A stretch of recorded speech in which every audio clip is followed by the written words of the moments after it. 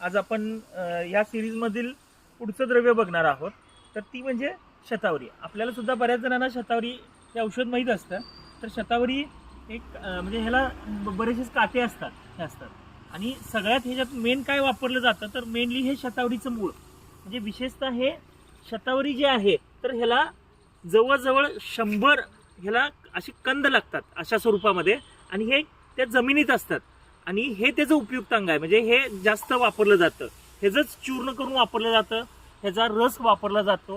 ह्याचाच रस करून वेगवेगळी तेल, महानारायण तेलासारखं पोषक तेल जे आपल्याला सगळ्यांना माहित आहे की बऱ्याचशाच शिरागत, स्नायुगत आणि संधिगत वातामध्ये ह्याचं तेल वापरलं जातं. विशेषतः शतावरी ही सगळ्यात महत्त्वाचा काय उपयोग असेल तर स्त्री रोगामध्ये.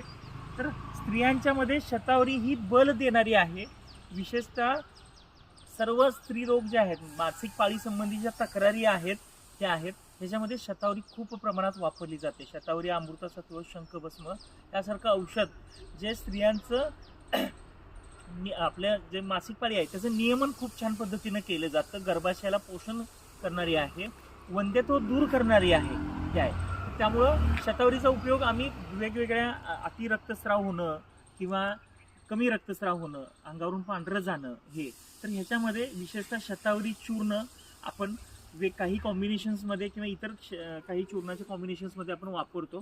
त्यामुळं हे स्त्रींसाठी खूप उपयोगी आहे. त्याच्यानंतर स्त्रीमध्ये त्याच्यानंतर दुसरा उपयोग म्हणजे तुम्हाला सगळ्यांना माहीत असलेला की स्तन्यजनन करतं. की डिलिव्हरीनंतर जर स्त्रीला दूध कमी पडत असेल बाळासाठी तर ते दूध वाढवण्यासाठी शतावरीचा कल्प केला जातो किंवा डायरेक्टली शतावरीचा रस खडीसाखर घालून घेतलं जातं. त्यामुळं ह्याचा विशेषतः शतावरी चूर्ण सुद्धा डायरेक्टली खडीसाखर आणि दुधावर घेतली तर दूध वाढवण्यासाठी ह्याचा खूप मदत होतं हे असतं.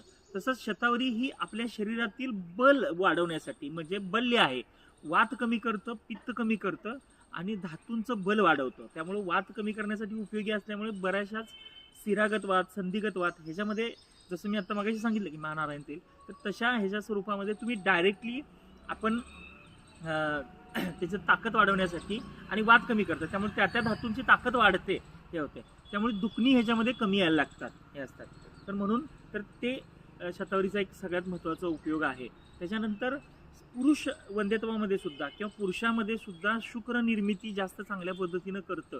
म्हणजे मी जसं आता मगाशी सांगितलं रस रक्त मांसमेध असती शुक्र, तर शुक्रापर्यंत हे निर्मिती करण्यासाठी खूप छान उपयोगी पडतं. त्यामुळे बऱ्याचशाच पुरुष वंध्यत्वामधल्या स्पर्म संबंधी किंवा सिमेंटमधल्या काही गोष्टी जर कमी पडत असतील किंवा त्यातली स्पर्म काउंट कमी असेल किंवा स्पर्म मोटिलिटी कमी असेल तर तरीसुद्धा आपण शतावरीचा उपयोग आपण खूप छान पद्धतीनं करू शकतो. त्यामुळं ही सगळ्यात महत्त्वाची अजून एक वनस्पती आहे. तर ती शतावरी आपण या अशा वेगवेगळ्या आजारामध्ये अजून छान पद्धतीनं वापरू शकतो. तसंच ही पित्त कमी करणारी असल्यामुळं आम्लपित्तामध्ये आणि विशेषतः व्रण कमी करतं. त्यामुळं अल्सर्समध्ये हे असतात, पोटातील गॅस्ट्रिक अल्सर्स असतात, पेप्टिक अल्सर्स असतात, तर शतावरी आणि यष्टीमधू किंवा ज्येष्ठमध जर ह्यांचं दूध म्हणजे शिजवून जर दूध दिलं गेलं तर आपलं अल्सर्स भरून येतात हे असतात.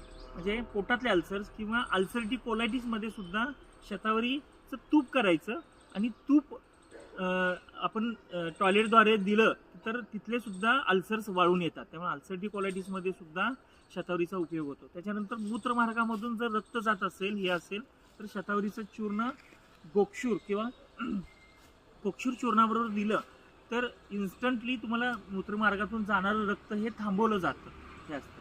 त्यामुळे तसंच डोळ्यामधले सुद्धा रक्तस्राव होत असेल तर तिथे सुद्धा पित्त कमी करण्यासाठी शतावरी ही यष्टीमधूबरोबर तिथं सुद्धा दिली जाते.